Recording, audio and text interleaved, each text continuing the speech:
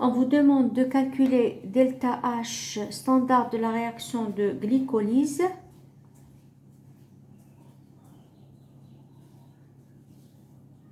Donc c'est très simple. À partir de la loi de Hess, vous avez de la réaction de glycolyse, c'est-à-dire la réaction 2. Donc delta H de la réaction égale à quoi? Égale 2 fois delta H standard de formation de l'acide lactique C3H6O3 liquide moins delta H standard de formation du glucose. Donc l'application numérique 2 fois moins 673 moins 1248,3 et vous avez égal, donc delta H de la réaction égale moins 97,7 kJ par mol. La sixième question, on vous demande de calculer delta H standard de vaporisation de l'acide lactique. Vaporisation, ça veut dire que vous avez un changement d'état. Donc vous avez C3H6O3 liquide qui passe à C3H6O3 gaz. Et là, on définit delta H standard de vaporisation.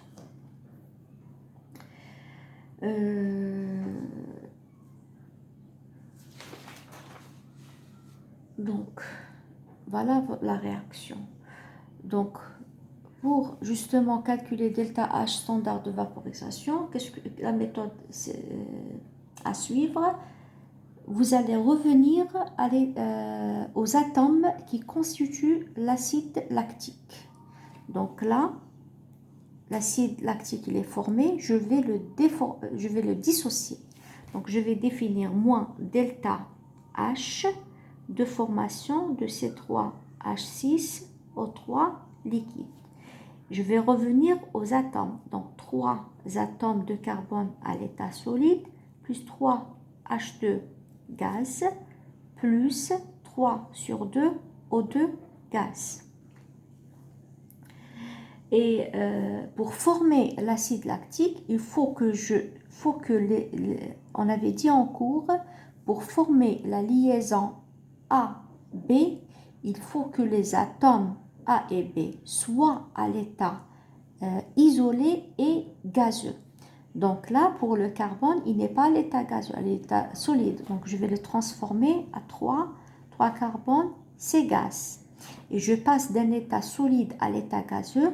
Donc je définis delta H standard de sublimation. Bien sûr, il ne faut pas oublier les coefficients stéchiométriques. Ensuite, plus, j'ai 3 fois 2, donc 6 atomes d'hydrogène. Là, je dissocie, je casse, si vous voulez, la liaison HH.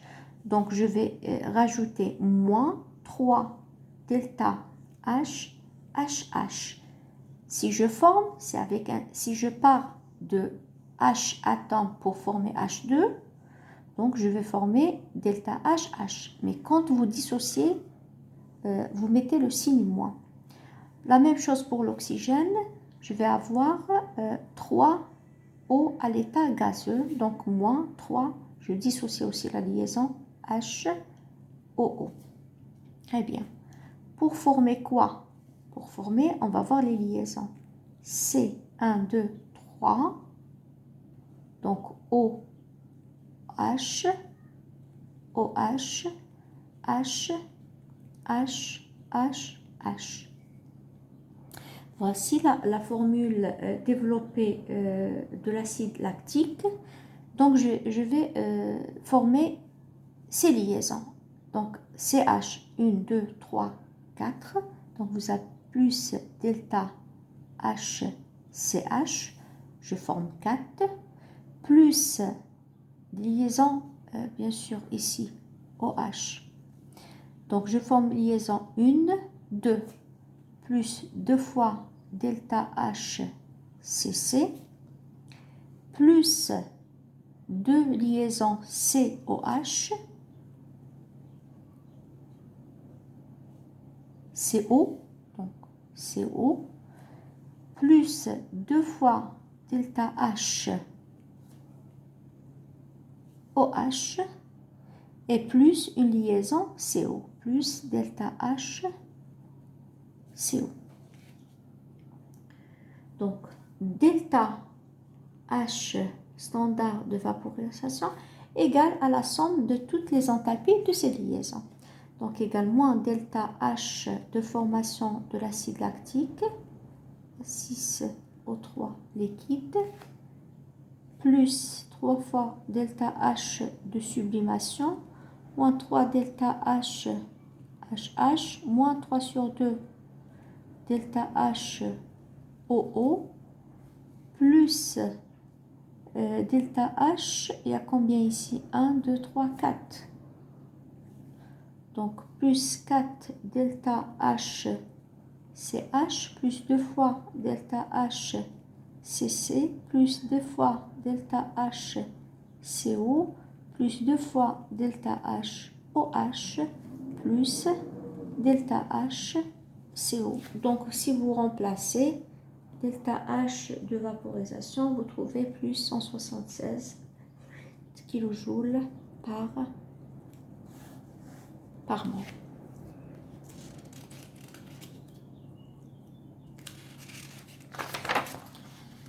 Exercice 4.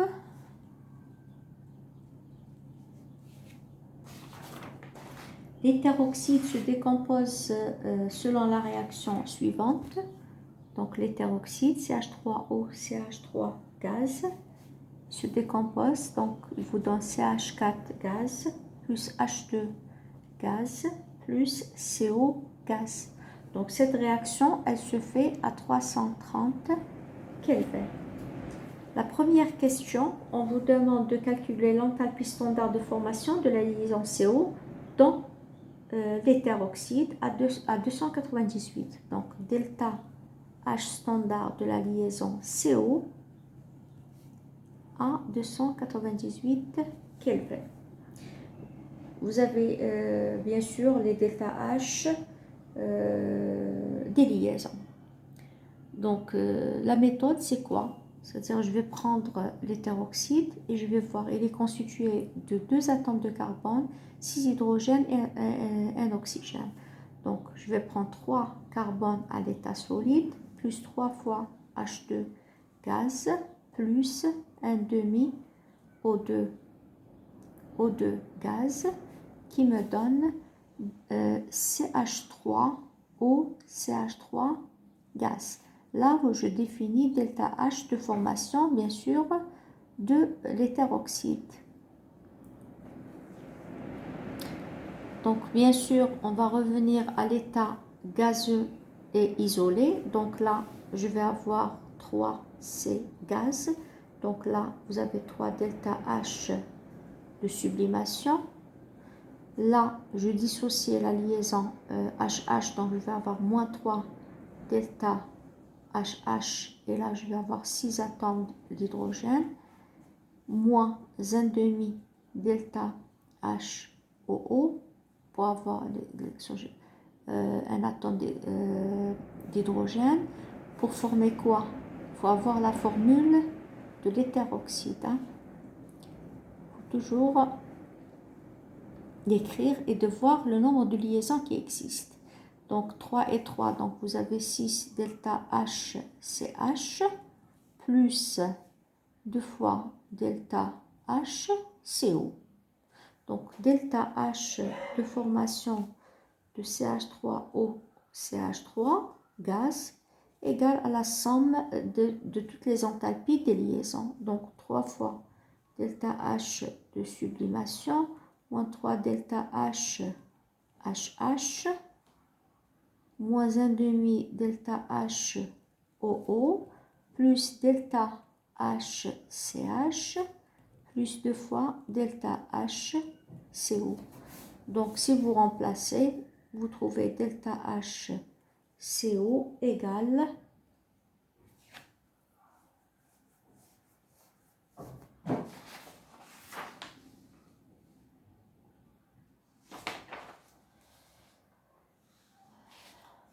delta H CO,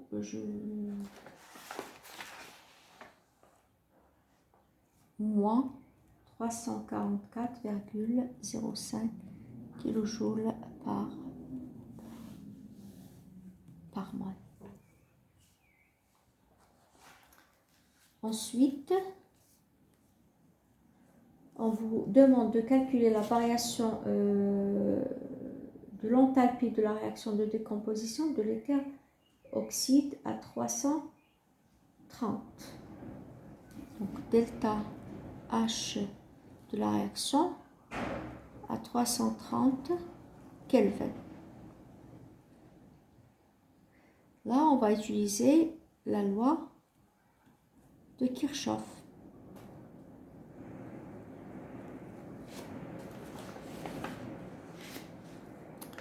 Donc, delta H de la réaction à 330 égale à quoi? Égale delta H de la réaction à 298 plus delta CP delta T. Vous n'avez pas delta H de la réaction à 298 Kelvin, mais vous avez le delta H de formation, donc on peut la calculer. Donc delta H de la réaction à 298 égale à quoi? Égale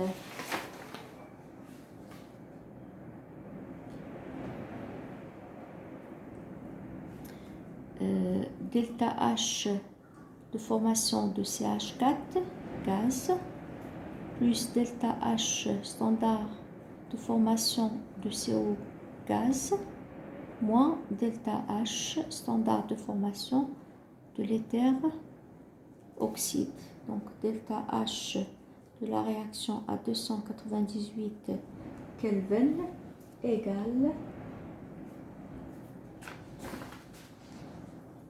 moins 5,87 kJ par mol. Donc c'est la page 4.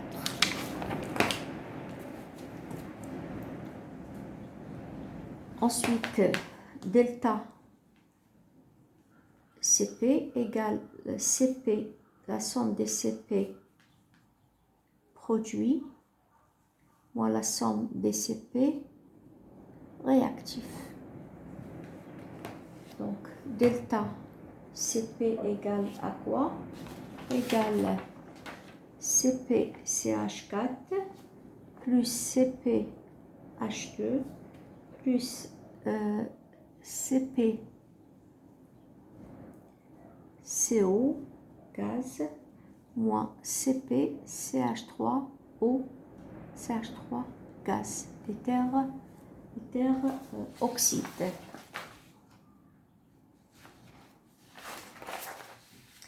Donc delta CP égale 14,29 plus 28,63 plus 28,38 moins 16,97.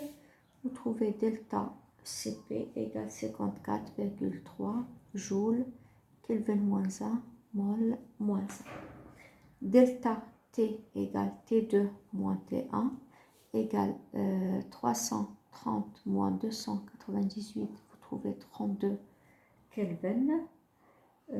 Ensuite, on peut calculer delta H à 330 qui est égal à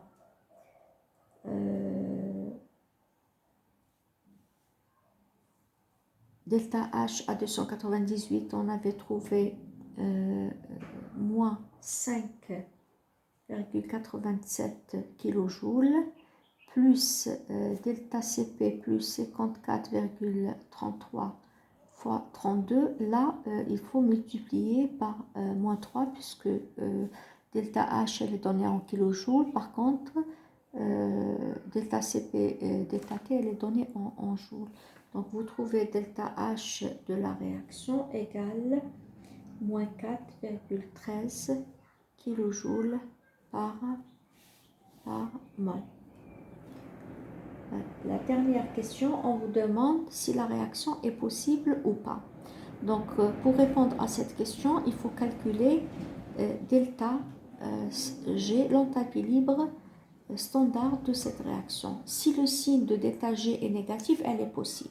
Si delta G est positif, donc elle n'est pas possible. Si delta G égale à 0, vous avez un équilibre.